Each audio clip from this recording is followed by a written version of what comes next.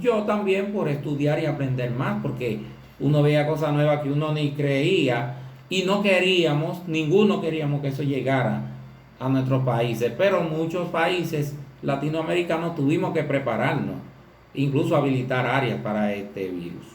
El virus del ébola se considera como sumamente infeccioso debido a su alta tasa de mortalidad, la rapidez con la que provoca la muerte y la zona remota donde se producen sus infecciones. Esas son características de él. Se transmite a humanos por contactos con un animal huésped infectado vivo o muerto, ya sea el mono, el murciélago, el antílope, que son los huéspedes originales, y se disemina de persona a persona por el contacto con sangre, fluidos corporales y secreciones de sujetos infectados.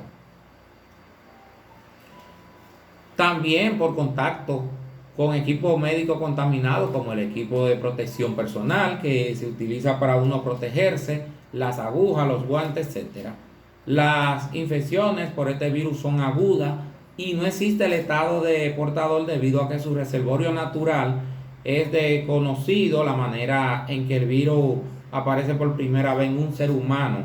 En el inicio de un brote no se ha determinado aún, porque incluso en esos lugares de África donde ha aparecido, no se ha dicho que las personas han sido atacados ni picados por alguno de esos animales que dijimos que sirven de huésped y reservorio.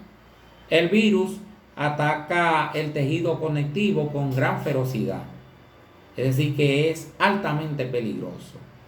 La fiebre hemorrágica del ébola es una de las numerosas fiebres hemorrágicas virales que todos hemos oído y escucharemos siempre mencionar.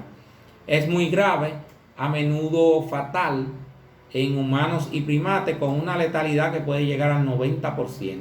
En la piel aparecen vejigas blanquecinas mezcladas con petequias, descritas como pudín de tapioca. Se laceran espontáneamente, ocurriendo muchas hemorragias en los poros de la ruptura. Las manchas rojas se extienden, como podemos ver aquí en esta imagen, y la piel se convierte en pulpa que se deshace, es decir, que usted le toca y esa piel se desvanece. Las encías, las glándulas salivares, la lengua sangran, la lengua incluso pierde su cubierta, haciéndose muy dolorosa. Eso es algo insoportable. En el interior vascular aparecen coágulos pequeños de sangre que se adhieren al endotelio, pavimentándolo como un mosaico. Muchos trombos se desprenden y van al cerebro, corazón, donde producen infartos o necrosis. Las manchas rojas se extienden y la piel se convierte en pulpa, como dijimos ahorita, que se deshace.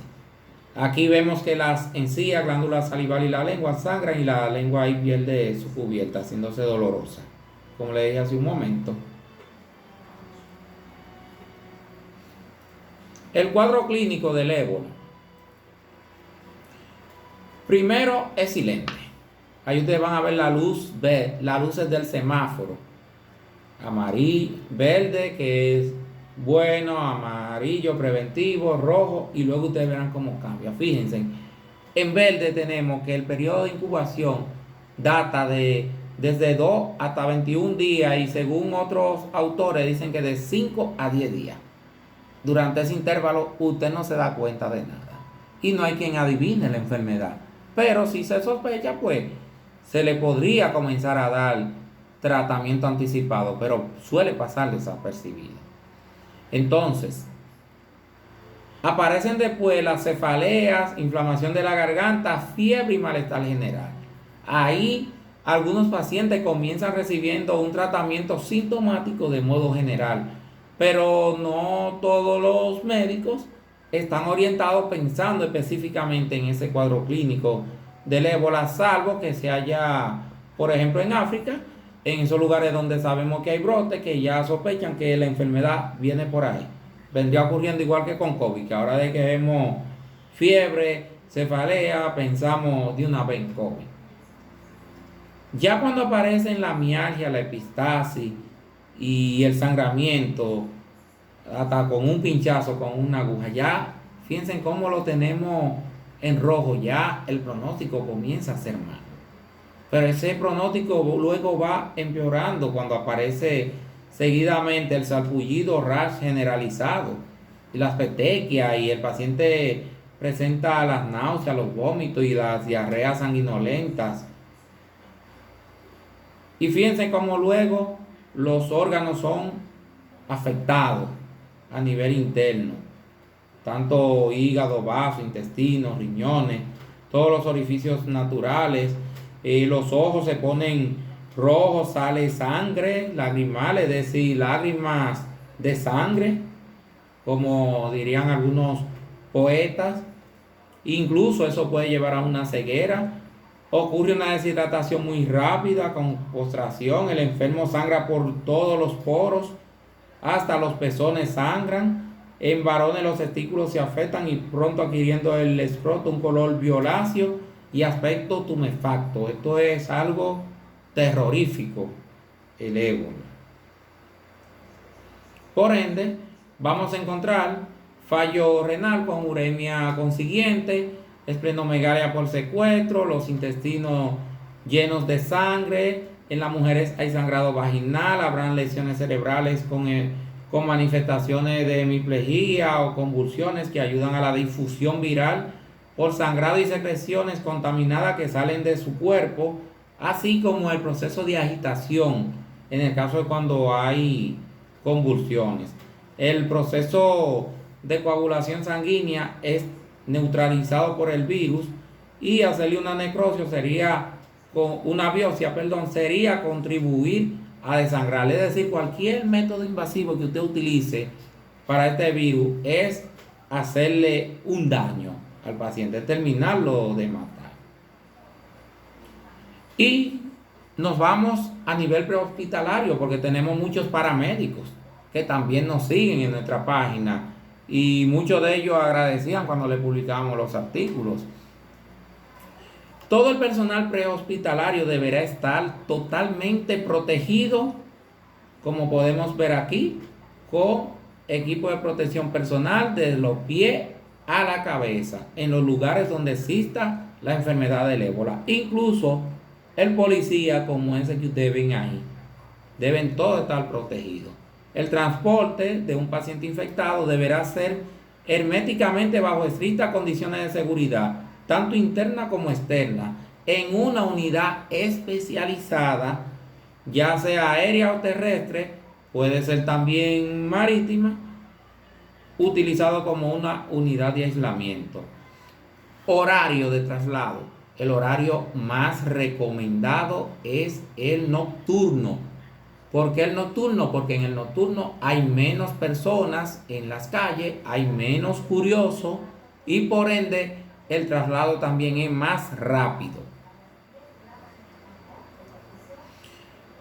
La unidad, sin importar la hora, el lugar, el día, deberá ir custodiada por patrulla de policía. Deberán ir unos de avanzada y otros de custodiadores detrás, como medida de seguridad externa para evitar aproximación de curiosos u otra persona del entorno, así como brindar protección del área.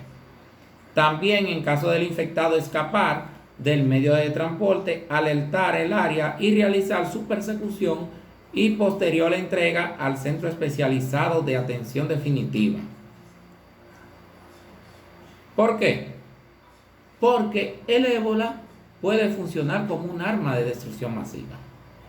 Cabe resaltar que aunque el paciente esté grave, no quiere decir que no pueda aparecer algún riesgo de escape o agresión al personal que anda con él, al personal de salud.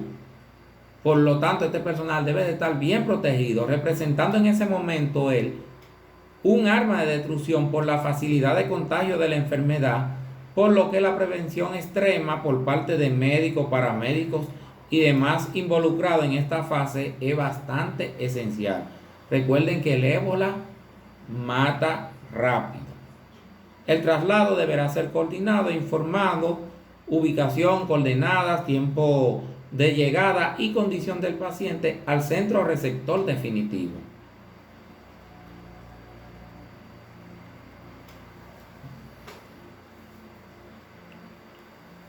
Por ende, se requerirá un área de aislamiento específica, así como personal especial para asistir los mismos, representando esto un alto costo para los centros de salud, por lo que se decide trasladar desde el sistema prehospitalario al cuidado intensivo para esos pacientes exclusivos con ébola, que no es más que una unidad de cuidado intensivo especial y exclusiva para casos aislados de enfermedades altamente contagiosas y letales. En los centros hospitalarios, especialmente por donde está el acceso a esas áreas, deberá haber seguridad policial. Pero ¿qué pasa? Esos policías no deben estar así públicamente puestos. Lamentablemente deben de utilizar sus equipos personales, como utilizan las unidades avanzadas, las unidades tácticas, su casco protector, su chaleco antibalas, sus guantes gruesos. ¿Por qué? Porque aunque el paciente ande en el vehículo seguro y venga custodiado por los demás, si ni Dios lo quiera saliera ahí, representaría, como dijimos ahorita, un arma de destrucción masiva y un peligro para ellos. Y ellos están precisamente para proteger también a todo lo que pase por ahí, por esos alrededores y inmediaciones. Pero ese no debe ser, sino como lo vimos ahorita cuando estaban abordando el paciente en el avión, que sí, el policía tenía su equipo de protección personal, que ni parecía que era un policía. El área de atención debe ser separada de todas las demás áreas, con un personal altamente entrenado para asistir a estos pacientes hasta recuperarse o morir.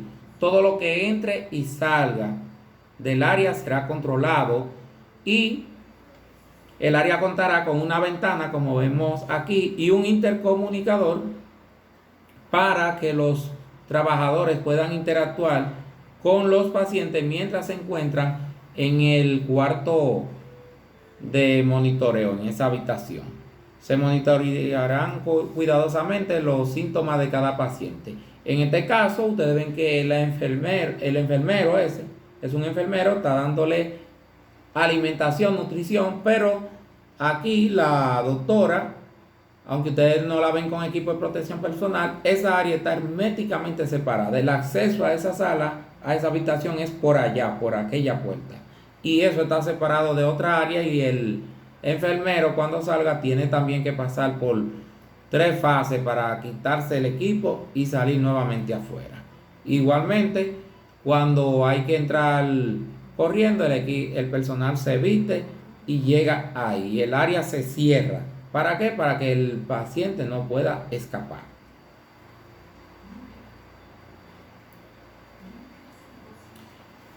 La primera unidad de aislamiento del ébola fue creada por primera vez en el hospital de la Universidad de Emory en Atlanta, junto con los Centros de Control y Prevención de Enfermedades, los CDC, que todos sabemos que le dan seguimiento a todas las condiciones, como en este nuevo tiempo le está dando seguimiento al COVID. Es importante recordar que en casos de defunción, el virus todavía continúa vivo y puede ser altamente contagioso y letal. El traslado a morgue o sepelio es rápido y deberá ser bajo extremas condiciones de seguridad. Pero ojo, mucho cuidado con juntar esos cadáveres con otros cadáveres. ¿Por qué? Porque los demás cadáveres también representan un foco de contagio y por lo tanto puede aumentar los casos. E incluso el personal que trabaja con esos casos suele tener un mayor riesgo. Pasamos a la neumonía por COVID-19. No podemos hablar de este tema, de infecciones con consecuencias mortales, sin hablar del tema de último minuto, que es el COVID. En este caso, el COVID, vamos a referirnos específicamente a la neumonía, que es la condición que termina matando al paciente. Sabemos que ya esta pandemia tiene una incidencia cada vez mayor de infecciones y muertes, que muchas terapias farmacológicas se utilizan o consideran para su tratamiento, los pacientes son polimedicados y nuestra primera conferencia, a la cual nos invitaron a participar este año, fue precisamente para hablar de un protector gástrico, el uso de un protector gástrico en pacientes polimedicados. Y qué mejor ejemplo que nuestros propios pacientes del área de COVID, porque yo trabajo con otro personal en un área de COVID, específicamente de un hospital. Entonces, esta enfermedad, esta pandemia nace en China, todos sabemos que específicamente en la ciudad de Wuhan y en un mercado de Wuhan es que nace. Por ahí fue que comenzó y se decía que había sido del consumo de carne, porque ahí comen todo tipo de carnes y animales que podían ser vectores de este virus. Es causado por un nuevo coronavirus, el SARS-CoV-2. En meses, el COVID se convirtió en una pandemia por su transmisibilidad, aumentando diariamente el número de casos y muertes. Los casos leves se presentan con fiebre, tos, disnea, la cual usted lo más que lo suele llevar a veces a un CPAP, pero luego van respondiendo. Dolor de garganta, cefalea, mialgia, malestar general y diarrea, pero ellos ceden, gracias a Dios. Sin embargo, los casos graves, la neumonía siempre vendrá, porque que en principio suele ser provocada por el virus, pero luego vienen las bacterias de oportunista. Y por lo tanto esto conllevará al distrés respiratorio, se manifestará dolor torácico, habrán también daños cardiovasculares, convulsiones, desorientación, somnolencia y secreción sanguinolenta, tanto nasal como oral, puede ser ocasional. Todavía no me ha tocado eso de las secreciones sanguinolentas, pero dicen que sí, que lo puede provocar en los casos graves. El COVID está llevando a que a nivel biológico ocurran mutación de otros virus, al aumento de sus casos clínicos, así como de otras enfermedades, entre ellas algunas de las que ya hemos mencionado. Esto también ha llevado a confusión humoral, es decir, que el cuerpo, por responder ante esta infección, también él mismo se suele autoatacar. Que ahí vuelven y entran nuevamente, como estábamos mencionando ahorita en la leptospirosis, ya en el síndrome de Weill, el uso de los polémicos esteroides. Y por lo que le dijimos al principio de la definición de sepsis, una mayor cantidad de signos y síntomas suelen ocurrir y la muerte suelen ocurrir secundarias tanto a otros virus como a otras complicaciones y comorbilidades de los pacientes. A nivel psicológico, esto está llevando a que la gente se descuide de sus comorbilidades, entre ellos la hipertensión arterial y la diabetes, que suelen ser muchas veces causa de muerte en estos pacientes con COVID. Todo caso contagioso puede ser mortal por el impacto noticioso global.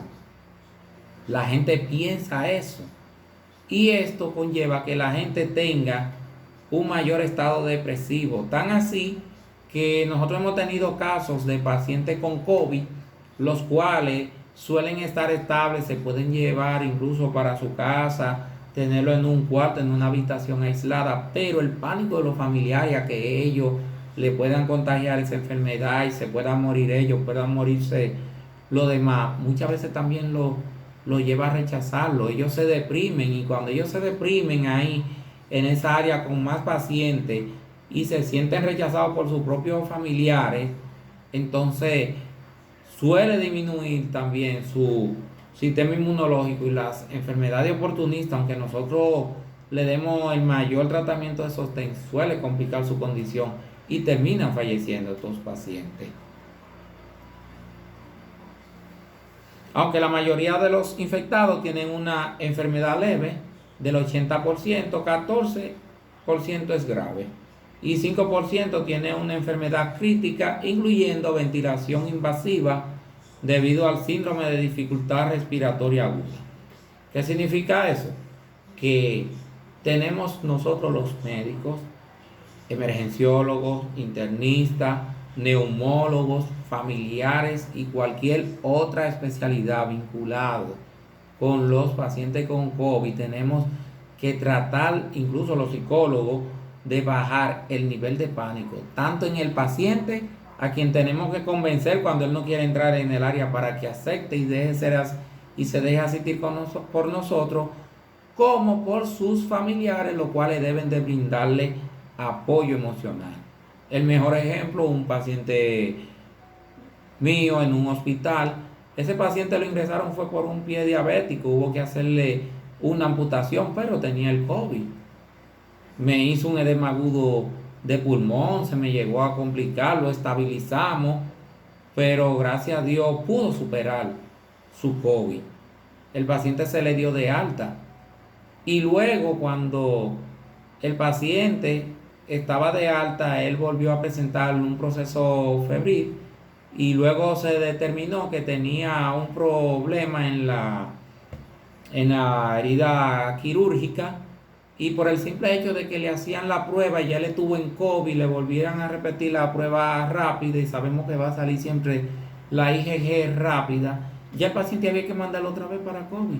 No se puede mandar, porque lo primero era que ya el mismo paciente estaba negado rotundamente, el familiar también, y entonces, ¿qué iba a ocurrir con ese miembro?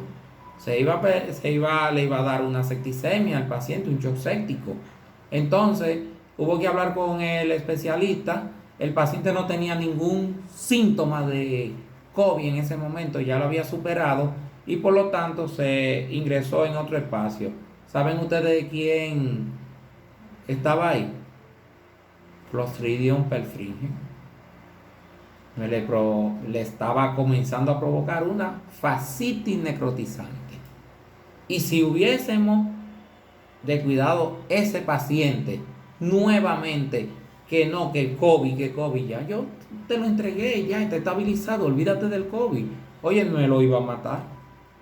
La diabetes por un lado, la hipertensión por otro, y para cuadrar, después vino nuestro amigo de la fascitis necrotizante, lo que todos conocíamos como gangrena gaseosa. Afortunadamente estaba comenzando, respondió. Yo le dije a ustedes, oigan, la oxigenación hiperbárica es muy efectiva, de verdad que sí, mucho más efectiva que usted subirlo, hacerle su aseo quirúrgico y ponerle su antibioterapia. Ayuda mucho la oxigenación hiperbárica en esos pacientes.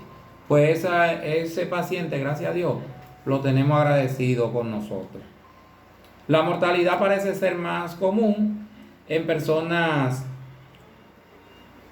mayores con otras comorbilidades como ese mismo, pero afortunadamente le trabajamos a tiempo y todavía sigue con vida.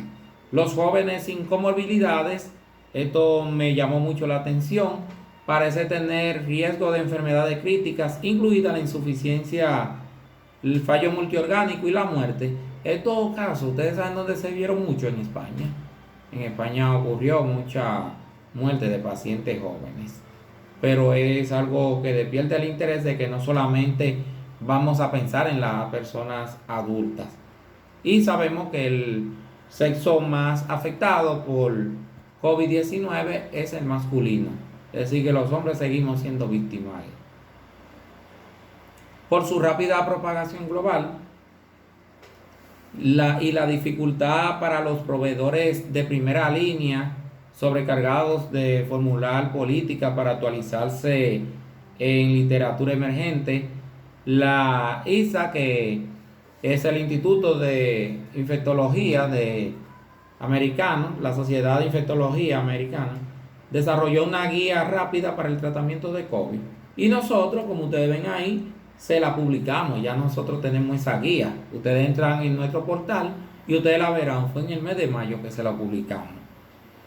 Entonces, esa guía rápida se comenzó usando. Ha ido sufriendo algunas variaciones y todo eso nosotros también se lo vamos agregando en los tratamientos. El panel de pauta utilizó un método riguroso para evaluar la mejor evidencia disponible y proporcionar recomendaciones de tratamiento. También se están desarrollando 2 pautas adicionales sobre pruebas diagnósticas y prevención de infecciones. Estas pautas se actualizarán con frecuencia a medida que la literatura sustantiva esté disponible y sea accesible en una interfaz web y de dispositivo fácil de navegar, y pueden entrar ahí a ese enlace de la Sociedad Americana de Infectología. Es decir que esto se va actualizando frecuentemente.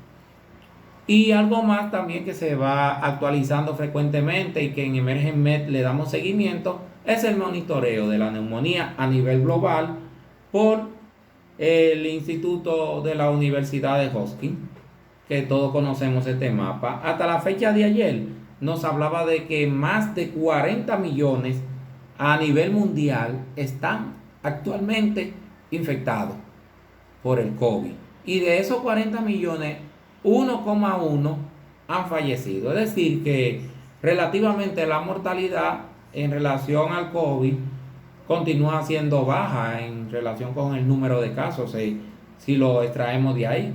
Y por ende nosotros tenemos que tratar de botar ese pánico hacia estos pacientes y vamos a abordarlo, claro, con nuestra protección personal, porque sabemos que si jugamos con el COVID perdemos la vida. Y una muestra de ello, acabamos de recibir hace unos meses este reconocimiento donde reconocen nuestra participación en las acciones de esta institución, del Hospital de Monte Plata, en favor del desarrollo de nuestro centro de salud y en beneficio de los pacientes de la unidad de COVID-19. Tenemos nosotros la suerte que en nuestra unidad de COVID tenemos un ventilador, tenemos nuestro propio equipo de rayo X. Es un centro, es una unidad habilitada para un segundo nivel, no está a un tercer nivel, es decir, una unidad de cuidado intensivo específica. Pero ¿qué pasa? Los pocos centros en nuestro país estaban hasta hace unos días abarrotados, y en lo que uno esperaba un traslado por el sistema hacia uno de esos lugares se nos complicaban los pacientes. Entonces este equipo nos ha ayudado a nosotros a salvar muchas vidas y esperamos continuar seguir salvando más. Y ya finalizamos por hoy el tema, y yo sé que muchos de ustedes van a preguntarme sobre otras infecciones con consecuencias mortales, que si el tétanos, la rabia, la meningitis, la fiebre hemorrágica del Congo, el Marburg, la TB multiresistente, el síndrome de estrés respiratorio. Todas esas enfermedades que ustedes ven ahí suelen provocar muerte. Esta enfermedad que ustedes ven aquí, la enfermedad X, no es nada más y nada menos que una enfermedad hasta ahora desconocida que al momento de su aparición podrá provocar muchos casos, inclusive hasta una pandemia. ¿Cuál era la enfermedad X hasta comienzo del 2019? Esta que nosotros estamos terminando de hablar ahora, el COVID-19. Ya apareció el COVID-19, ya la enfermedad X pasará a ser cualquier otra condición que pueda aparecer, porque siempre tenemos ese riesgo de que aparezca alguna otra condición inesperada a nivel mundial. Estos son los enlaces de nuestro portal EmergenMed. Por la red social que ustedes gusten pueden entrar, investigar y buscar el tema de su preferencia. Y les damos las gracias y les tendemos un saludo a todos ustedes, a los ecuatorianos. Muchas gracias por habernos tenido presentes para este magno congreso, el cual yo considero que se ha dado bueno desde la República Dominicana. Y algo que me gusta y que le quiero anunciar a ustedes a través de este medio es que la emergenciología va creciendo y va prosperando cada día más. Uno de los logros que nosotros logramos recibir recientemente fue que ya hasta los odontólogos ya nos solicitan para nosotros darle aporte científico en sus actividades académicas, y una muestra de ello fue el primer congreso también odontológico online de la Fundación Odontológica de Paraguay, donde aunque yo haya participado como invitado especial, quién sabe ya mañana aquí la Sociedad Odontológica Dominicana, la ecuatoriana, la colombiana, etcétera, ya se sumarán y así los odontólogos se sumarán a cirujanos, a médicos familiares, a médicos internistas, médicos cardiólogos, los cuales también nos han tomado a nosotros en cuenta para transmitir este pan de la enseñanza, especialmente en medicina de emergencia. Así que muchas gracias.